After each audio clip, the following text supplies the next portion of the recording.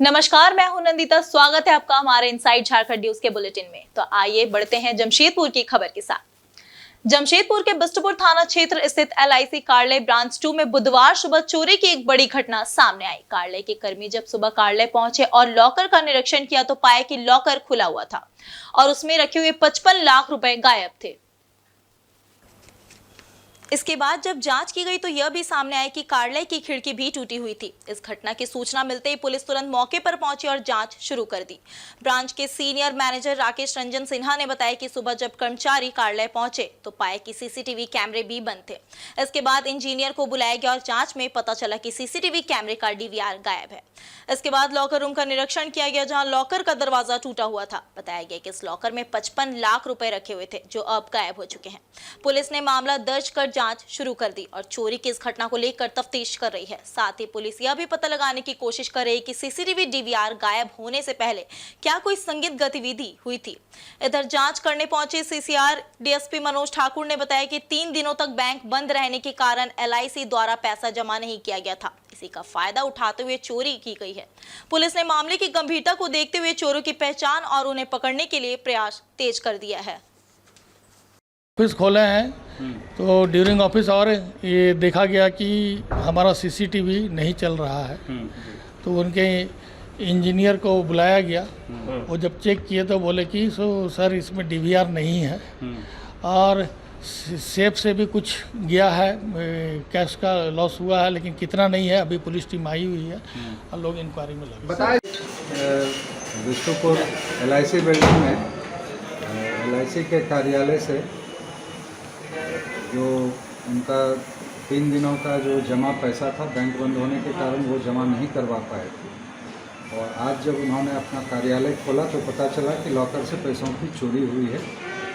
इसका ये लोग एग्जैक्ट फिगर का मिलान कर रहे हैं। कई बिंदुओं पर हम लोग भी छानबीन और जांच कर रहे हैं। प्रदेश कांग्रेस कमेटी ने बुधवार को लोकसभा में पेश किए गए वक्फ संशोधन विधेयक का विरोध किया। पार्टी के प्रदेश अध्यक्ष केशव महतो कमलेश, पूर्व प्रदेश अध्यक्ष राजेश ठाकुर और पूर्व केंद्रीय मंत्री सुबोध कांत सहाय समेत कांग्रेस के वरिष्ठ नेताओं ने प्रदेश कार्यालय में आयोजित संवाददाता सम्मेलन में इस विधेयक के खिलाफ अपनी स्थिति स्पष्ट की। संवाददाता सम्मेलन को संबोधित करते हुए प्रदेश अध्यक्ष केशव महतो कमलेश ने कहा कि वक्फ संशोधन विधेयक का कांग्रेस पार्टी कड़ा विरोध करती है। उन्होंने कहा कि इस विधेयक के माध्यम से संविधान द्वारा दी गई धार्मिक स्वतंत्रता का उल्लंघन किया जा रहा है। इसके अलावा उन्होंने आरोप लगाया कि RSS और BJP की मर्जी के अनुसार देश में काम किया जा रहा है, जो संविधान और सामाजिक सद्भाव के खिलाफ है। वक्फ संशोधन विधेयक का हम कांग्रेस जन विरोध करते हैं। वक्फ बोर्ड परिषद में गैर मुसलमानों को शामिल करने का प्रस्ताव वक्फ संपत्तियों के प्रतिनिधित्व और प्रशासन के बारे में चिंता पैदा करता है, जिन्हें पारंपरिक रूप से इस्लामी कानून के अनुसार प्रतिनिधित्व किया गया है। ये जो है नंबर 1, यानी वक्फ बोर्ड परिषद में गैर मुस्लिमों को शामिल करने का जो षड्यंत्र है, इसका हम लोग विरोध करते हैं। मौके पर कांग्रेस के पूर्व प्रदेश अध्यक्ष राजेश ठाकुर ने भी इस मुद्दे पर केंद्र सरकार को घेरा। उन्होंने कहा कि देश में बेरोजगारी और महंगाई जैसे गंभीर मुद्दों से ध्यान भटकाने के लिए सरकार अपना एजेंडा चला रही है। इस तरह के विधेयक से सिर्फ और सिर्फ लोगों के बीच नफरत फैलेगी। उन्होंने कहा कि आदिवासी और अल्पसंख्यकों की जमीन को हड़प और केंद्र सरकार पूंजीपतियों को देना चाहती है। बेरोजगारी का जो मुद्दा इस देश में है, उससे विमुख कराना चाहते हैं लोगों को। महंगाई जो चरम पर है, उसको कहीं न कहीं किनारे करना चाहते हैं और इनका कोई मसला नहीं है। अदरवाइज जो चीज आप ला रहे हैं 2013 में ऑलरेडी UPA की सरकार ने लाई है। आप कहते हैं वो प्रभावी तरीके से लागू नहीं हुआ, इसकी जिम्मेदारी किसकी थी? 2014 के बाद आपकी सरकार है और आप प्रभावी तरीके से लागू नहीं करते हैं और फिर एक नया कानून लेके आना चाहते हैं। तो अगर आप ये चाहते हैं तो जो उसके स्टेक होल्डर्स हैं, आप उनसे तो बात कीजिएगा ना। जब all India personal law board मना कर रहा है और आप कह रहे हैं और बहुत सारे संगठन कह रहे हैं, आप कह रहे हैं मुसलमानों की बेहतरी के लिए ये ला रहे हैं। अरे आपने 10 साल हो गए, हिंदुओं की बेहतरी के लिए क्या क्या लाया है वो आपको बताना चाहिए। तो आप सिर्फ और सिर्फ इस पूरे देश में नफरत और दहशत फैलाना चाहते हैं, मुद्दों से ध्यान भटकाना चाहते हैं, इसलिए आप इस तरह के कानून लाते हैं। दक्षिण पूर्व रेलवे मंडल के डीआरएम तरुण हुरिया ने बुधवार को आदित्यपुर रेलवे स्टेशन का निरीक्षण किया और स्टेशन की कार्य प्रगति और थर्ड लाइन से संबंधित जानकारी प्राप्त की। इस दौरान उन्होंने स्टेशन पर चल रहे निर्माण कार्यों का भी जायजा लिया और अधिकारियों से विभिन्न पहलुओं पर बातचीत की। डीआरएम तरुण हुरिया ने मीडिया से बातचीत करते हुए बताया कि आदित्यपुर रेलवे स्टेशन से फिलहाल 4 एक्सप्रेस ट्रेनों के परिचालन पर कोई ठोस निर्णय नहीं लिया गया है। हालांकि प्रस्तावित किया गया है। उन्होंने कहा है कि इस साल अगस्त माह से आदित्यपुर रेलवे स्टेशन से एक्सप्रेस ट्रेनों का परिचालन और ठहराव सुनिश्चित हो सकेगा, जिससे यात्रियों को बड़ी राहत मिलेगी। उन्होंने यह भी बताया कि स्टेशन पर चल रहे निर्माण कार्यों के तहत नई बिल्डिंग और अन्य सुविधाओं का विकास किया जा रहा है, जिससे स्टेशन की क्षमता और यात्री सुविधाओं में सुधार होगा। डीआरएम के निरीक्षण के दौरान अधिकारियों ने उन्हें कार्यों की प्रगति से अवगत कराया और कुछ महत्वपूर्ण सुधारों के लिए उनके मार्गदर्शन की भी आवश्यकता जताई। ट्रेनों का यहाँ पे जो भी आवागमन हो रहा है, उसके जो यात्री उतर रहे हैं, चढ़ रहे हैं, उनकी सुविधा कैसे और अच्छी की जा सके, ताकि ऐसे स्टेशन सुचारू रूप से चल रहा है। यहाँ पे टिकट बिक रही है, वेटिंग रूम है, लेकिन वो और अच्छा सुधार कैसे हो सके उसके विषय में देखने के लिए आए हैं और हम बहुत जल्द इसको और इम्प्रूव करने की कोशिश कर रहे हैं। राजद के प्रदेश महासचिव सह मीडिया प्रभारी कैलाश यादव ने वक्फ बिल संशोधन का विरोध करते हुए इसे असंवैधानिक और मुस्लिम समाज को कमजोर करने वाला बताया। उन्होंने कहा कि यह बिल सीधे तौर पर मुस्लिम समाज को भय में डालने और उनकी धार्मिक संपत्तियों को छीनने का प्रयास है। कैलाश यादव ने कहा, यह बिल ईश्वर के नाम पर दान की गई वक्फ संपत्ति को लूटने और उसे बेदखल करने का प्रयास है। वक्फ कानून के तहत किसी की दान की गई संपत्ति उस धर्म और समुदाय की होती है जिसे पूर्वजों ने दान किया था। उन्होंने यह भी कहा कि अपने आप को सेक्युलर पार्टी मानने वाले जेडीयू, टीडीपी, लोजपा, हम शिवसेना, एनसीपी पार्टी जैसे दलों का वक्फ बिल संशोधन में समर्थन करने से इनकी दोहरी मानसिकता का पर्दाफाश हो गया है। राजद का मानना है कि इन सभी दलों ने सेक्युलरिज्म के नाम वोट मांगने का हक खत्म कर दिया है। अब चरणबद्ध जन जागरण कार्यक्रम के तहत गांव-गांव व पंचायत स्तर पर इन्हें बेनकाब करने की जरूरत है। राष्ट्रीय जनता दल ने पुरजोर विरोध किया है, क्योंकि वक्फ बोर्ड जो है ये सरकार की संपत्ति नहीं है और सरकार का इस पर दखल देना कहीं से वाजिब नहीं है। निश्चित तौर पर ये बिल्कुल असंवैधानिक है और सरकार इसे मुस्लिम समाज को खास करके माहौल और भय पैदा करने का कोशिश कर रही है। पूरे देश में जो है कि एक भय का माहौल बनाना चाहती है। और जैसे मोदी जी ने 2014 में आया तो जितनी भी राष्ट्रीय संपत्ति थी, राष्ट्रीय संपदा थी, उसको लूटने का काम किया, निजी हाथों में बेचने का काम किया खास लोगों को, जैसे रेलवे का हो, एयरपोर्ट का हो, कई ज़मीनें हो, चाहे PSU का ज़मीन हो। उसी तरह से वक्फ बोर्ड की भी जो संपत्तियाँ हैं उसको भारतीय जनता पार्टी एक बेचने का षड्यंत्र रच रही है, उसको कानून बना के कमज़ोर करना चाहती है।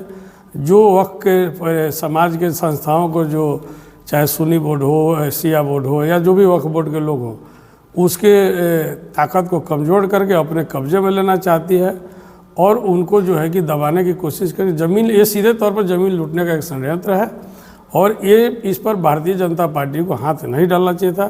लेकिन अफसोस है जो सेकुलरिज्म के नाम पर, सेकुलर के नाम पर, जो धर्मनिरपेक्षता का विचारधारा का जो अपने आप को नेता कहते थे, जो समाजवादी जन आंदोलन से जन्म लिए, नायडू जी हो, चाहे नीतीश कुमार हो, रामविलास पासवान जी की पार्टी हो, आजकल मांझी जी भी पार्टी बनाए हुए हैं, मांझी जी हो, चाहे आपको शरद पवार के जो भतीजा निकले हुए हैं, सबसे बड़ी बात है चौधरी चरण सिंह के नाती पोता जो जैन सिंह हो, आपको पवार साहब हो, ऐसे ऐसे दल जो प्योर समाजवादी विचारधारा और आपको धर्मनिरपेक्षता के राह पर चल के अपने आप को खड़े किए, समाज में, देश में एक साम्राज्य बनाए, आज वैसे लोग बेनकाब हुए हैं।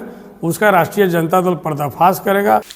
आदित्यपुर के इमली चौक स्थित आदिवासी कल्याण समिति एवं आदिवासी कला संस्कृति भवन के 4 दीवारी निर्माण को लेकर बुधवार को 2 पक्षों के बीच विवाद हो गया। विवाद तब शुरू हुआ जब समिति के सदस्य आदिवासी कला संस्कृति भवन के पास स्थित सरकारी जमीन की घेराबंदी करने के लिए निर्माण कार्य शुरू करने जा रहे थे। स्थानीय लोगों ने इस घेराबंदी का विरोध किया, जिसके बाद दोनों पक्षों के बीच तनातनी का माहौल बन गया। स्थिति को बिगड़ते देख गमरी अंचल अधिकारी को सूचना दी गई, जिसके बाद उन्होंने अपने कर्मचारियों को मौके पर भेजा। कर्मियों ने सरकारी जमीन की मापी कर संबंधित मामला सुलझाने की कोशिश की, लेकिन मामला नहीं सुलझा। फिलहाल घेराबंदी का काम रुक गया है। एक पक्ष का कहना है कि आदिवासी कल्याण समिति को यह जमीन अपनी है, यह साबित करने के लिए कागजात दिखाने चाहिए। वहीं आदिवासी कल्याण समिति के सदस्यों ने प्रशासनिक अधिकारियों पर पक्षपात करने का आरोप लगाया है। इस मामले में फिलहाल कोई ठोस निर्णय नहीं लिया गया है और कार्य बंद रखा गया है। प्रशासन ने मामले की जांच शुरू कर दी और जल्द ही विवाद को हल करने की कोशिश की जाएगी। है ना, सब रोड कैप्चर जांच सीओ के ऊपर भी लगेगा। अगर सरकार में नहीं हुआ तो हम अवैध तरीका से कुछ अधिकारी के द्वारा या कुछ नेता गण के द्वारा बोला जाए काम रोकना है। पार्टी का तो पता नहीं, फोन में कैसे होता है। लेटर दीजिए ना, लेटर में बात कीजिए ना, लेटर दीजिए, हम अभी काम रोक देते हैं। पर लेटर आया नहीं अभी तक मेरे पास में। और जो बंदा जो भी आया था सीओ का तरफ से बुलाया था, लोग भाग गए वहाँ से, लेकिन हम उसको लेटर पूरा दिखा दिया अपना पूरा पेपर, लेकिन अभी तक कोई कार्रवाई नहीं है अभी तक। देखिए, सुबह से ये आदिवासी कल्याण समिति के लोग घेराबंदी कर रहे हैं, बोल रहे हैं कि क्या लोग जमीन का पेपर वगैरह है। तो हम लोग बोल रहे हैं कि ठीक है भाई, अपना घेराबंदी कीजिएगा, जो प्रॉपर अपना कागज पत्तर है अंचल कार्यालय में जमा कर ले, अपना जेन्युइन तरीका से जो उनको मिला है पेपर ऊपर अपना देख के घेराबंदी करें। हम लोग यही चाह रहे कि अपना जो है सही तरीका से काम करें। राजधानी रांची के पिठोरिया थाना क्षेत्र के बालू गांव में मंगलवार शाम सरहुल शोभा यात्रा के दौरान दो गुटों के बीच विवाद हो गया था। इसमें वाहन सहित कई लोग घायल हो गए थे। बुधवार को इस घटना की जानकारी लेने केंद्रीय शरणा समिति की टीम घटनास्थल पर पहुंचे।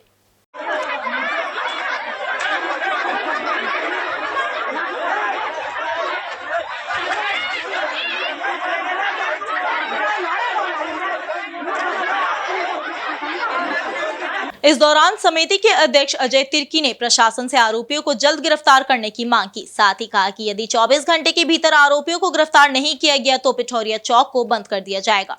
बता दें कि मंगलवार शाम पिठोरिया थाना क्षेत्र के हेडबालू में सरहुल शोभा यात्रा के दौरान झालर जुलूस के डंडे से टूट गया था। इसके बाद जिन लोगों ने झालर लगाया था वे भड़क गए और सरहुल शोभा यात्रा में शामिल लोगों पर हमला कर दिया गया। इस दौरान दोनों पक्षों के बीच जमकर मारपीट भी हुई। घटना के बाद इलाके में स्थिति तनावपूर्ण हो गई। घटना को देखते हुए पुलिस की टीम वहां लगातार कैंप कर रही है। जाम करेंगे और पूरा पिठोरिया बंदी करने का काम करेंगे, क्योंकि ये आदिवासियों का सबसे बड़ा त्योहार है सरहुल, और इस त्यौहार को हम लोग किसी भी तरीके से खराब होने नहीं देंगे। हम साफ तौर से कहना चाहते हैं पूरे समाज के लोगों से, और जो अन्य समाज के जो लोग हैं उनसे भी कहना चाहते हैं, अरे बैठ के तो विश्व युद्ध जैसा लोग शांत हो गया है, तो ये कौन सा बहुत बड़ा बात है। अरे आपस में बैठते बात करते, कोई बहुत बड़ा मैटर था, झंडी टूटा था, आपका तो ईद मन गया, हमारा सरहुल तो मनाने देते हैं। हम सबके साथ मनाते हैं, ईद भी मनाते हैं, होली भी मनाते हैं, दिवाली मनाते हैं, छठ भी मनाते हैं, और अपने सरहुल त्यौहार भी मनाते हैं। हम सब त्यौहार मिलकर मनाते हैं आदिवासी। लेकिन कम से कम इतना तो होना चाहिए कि हमारा समाज के लोग सरहुल का त्यौहार मना रहे हैं, जिसमें आप लोग खलल डाले। इसीलिए जिला प्रशासन से कह दिए हैं कि 24 घंटा के अंदर में अरेस्ट किए, नहीं तो फिर हम लोग पिठोरिया चौक जाम करेंगे। देखिए, कल जो घटना हुई है बालू में, जो पिठोरिया थाना पड़ता है, इस पर जो हमारे आदिवासी भाई लोग सरहुल सरना स्थल गए थे पूजा पाठ करने, वहाँ से पूजा करके जो है शोभा यात्रा में सम्मिलित होते। उसी क्रम में बालू हेड बालू में ही एक मुस्लिम घर है, एक ही घर है, उसी में इन लोग जो है पहले भी एक दिन पहले भी बकाझकी हुआ था और समझौता हो गई थी। इन लोग ने प्री प्लानिंग के तहत अगल बगल सारे गांव के लोगों को बुला के हरवे हथियार के साथ वहां पर थे, और इन लोग जबरन जो है एक गाड़ी जा रही थी झांकी हम लोग की, एक उन लोग का जो लरी रहता है वो लरी टूट गया। टूटने के बाद हम लोग का लड़का लोग उसको किनार में रख रहा था, उसी बीच उन लोग का प्री प्लानिंग था। सारे लोग 50-60 लोग निकले और अचानक जो है टूट पड़े हमारे लोगों में और मारने लगे। हरवे हथियार टांगा से पीछे में मार के करीब 14-15 टाका लगा है एक जन का वाहन का। ये काफ़ी निंदनीय है। डिमांड क्या है? हम लोग का डिमांड यही है कि जितने लोग एफआईआर हुई है, कल एफआईआर हुई है, जितने लोग का नाम है सारे लोग को अभिलंब अरेस्ट किया जाए प्रशासन, और नहीं अरेस्ट होती है हमारे वाहन या हमारे आदिवासियों को न्याय नहीं मिलती है तो हम लोग जो है पूरे कल 24 घंटा का डीएसपी साहब समय दिए हैं कि 24 घंटा में हम लोग कानूनी कार्रवाई करते हुए अरेस्ट करेंगे। नहीं होता है तब फिर हम लोग जो है पूरे कल प्लानिंग है कि पेट्रोलिया जाम करेंगे, और पेट्रोलिया जाम होने के बावजूद भी हमारे समाज को न्याय नहीं मिलता है तो हम लोग पूरे झारखंड बंदी करने का आह्वान करेंगे। ठीक है, चलिए, ओके। और आज के इस बुलेटिन में इतना ही। कल फिर मिलेंगे नए खबरों के साथ। हमें दीजिए इजाजत। धन्यवाद।